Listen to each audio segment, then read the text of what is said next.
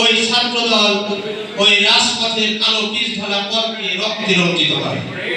সাথী বন্ধুগণ, আমরা ছাত্রদল যারা করেছি তারা প্রমাণ রেখেছে বাংলাদেশে ওই 90 গণঅভ্যুত্থানের সময় বাংলাদেশ জাতীয়তাবাদী ছাত্রদল মুখ্য ভূমিকা পালন করে ওই এরশাদ সরকারকে বাংলাদেশের মসনদ থেকে টেনে হিঁচড়ে নামিয়েছিল। সাথী বন্ধুগণ, তেমনি করে এই 5ই আগস্ট তার জুলাই মাস থেকে শুরু করে 5ই আগস্ট পর্যন্ত বাংলাদেশে যতগুলো শহীদ হয়েছে তার ভিতরে বাংলাদেশ জাতীয়তাবাদী ছাত্রদলের কর্মীরাই বেশি হয়েছে। সাথে